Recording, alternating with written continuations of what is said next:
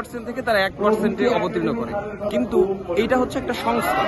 আমরা পোষ্য কোটা বাতিলের জন্য আন্দোলন করছিলাম, সংস্কারের জন্য আন্দোলন করি নাই।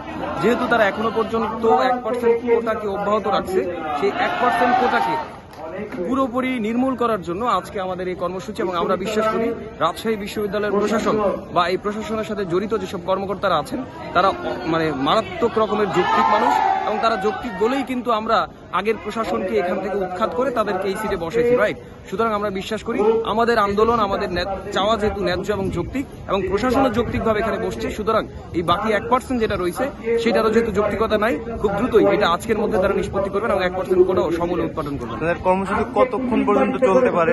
দেখেন, কতক্ষণ পর্যন্ত মিনিংটা হচ্ছে, আমরা তো চাই না যে সারাদিন ধরে বসে থাকি, সারা রাত ধরে বসে থাকি। আমরা আমাদের দাবি যেহেতু যৌক্তিক, এবং এই যৌক্তিক দাবি যত দ্রুত পূরণ হয়ে যাবে তত দ্রুত আমরা এখান থেকে উঠে যাবো।